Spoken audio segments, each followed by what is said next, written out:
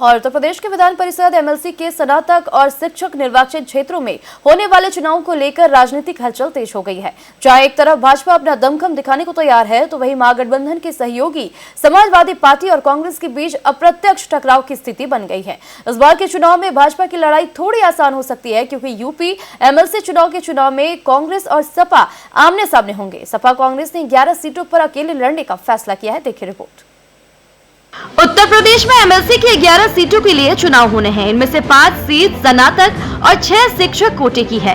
सभी दल अपना पुरजोर लगा रहे हैं और बीजेपी के पास इनमें से जीती हुई 6 सीटें हैं। इनमें से 3 शिक्षक और स्नातक कोटे के हैं।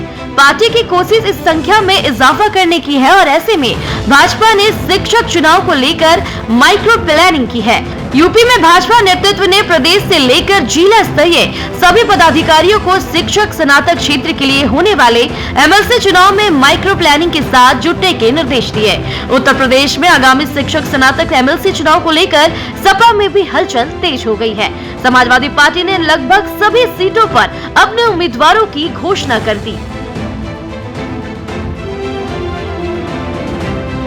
भाजपा प्रवक्ता अवनीश त्यागी ने कहा है कि बूथ स्तर पर मजबूत चुनाव प्रबंधन करने के साथ ही अधिकतम मतदाता बनाने और उनसे लगातार संवाद और संपर्क करने पर फोकस करने के भी निर्देश दिए हैं। देखिए, भारतीय जनता पार्टी का कार्यकर्ता जनता के बीच में रहता है। सेवा ही संगठन हमारा मूल मंत्र है। चुनाव आए, चुनाव जाए या कुछ भी रहे, भारतीय जनता पार्टी का कार्यकर्ता जनता के बीच जाकर जन कल्याणकारी कार्यक्रमों का प्रचार करना और जनता को उनका अधिकतम लाभ उठाना, ये कार्यकर्ता का कर्तव्य है और इस काम पर कर्तव्य रहता है। संपर्क और संवाद के जरिए जनता के बीच रहना कार्यकर्ता का मूल धर्म है। अब चुनाव आ रहे हैं, एमएलसी चुनाव है, तो एमएलसी चुनाव के लिए भी पार्टी पूरी तरह सजग है।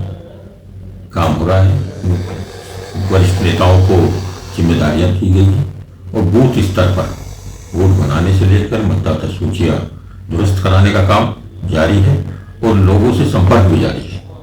स्नातक हो या शिक्षक हो, भारतीय जनता पार्टी का कार्यकर्ता पूरी तरह से काम कर रहा है और आने वाले चुनाव में भारतीय जनता पार्टी निश्चित रूप से जीतेगी, इसमें कोई शक नहीं, क्योंकि विपक्ष घर बैठकर केवल आलोचना और निंदा कर उल्टे बयानबाजी कर सुर्खियों बने रहने का काम कर रहा है, जबकि भारतीय जनता पार्टी जनता के बीच है, कार्यकर्ताओं के साथ एक कार्यकर्ता मजबूती के साथ लगा हुआ है और निश्चित मानिए कि जीत भारतीय जनता पार्टी की होगी। जो जनता के पास जाएगा, जनता का प्यार वही पाएगा। सपा प्रवक्ता कृतिनिधि पांडे ने कहा है कि समाजवादी पार्टी ने लगभग सभी सीटों पर अपने उम्मीदवारों की घोषणा कर दी है। पार्टी का लक्ष्य विधान परिषद में अपनी स्थिति मजबूत करना है। सपा ने चुनाव की तैयारी शुरू कर दी है और जीत हासिल करने के लिए हर संभव प्रयास कर रही है। उत्तर प्रदेश के अंदर होने वाले स्नातक विधान परिषद के चुनाव में समाजवादी पार्टी पूरी मजबूती के साथ अपने उम्मीदवारों की घोषणा कर चुकी है।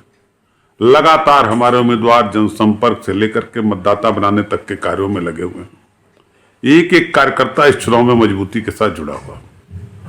और जब समाजवादी पार्टी ही स्नातकों के हक के अधिकार के लिए पीडीए समाज के लिए लड़ने का काम करती है, तो हमें भरोसा भी है कि आने वाले वक्त में स्नातक विधान परिषद के ज्यादा से ज्यादा उम्मीदवार समाजवादी पार्टी के जीतने का कार्य करेंगे।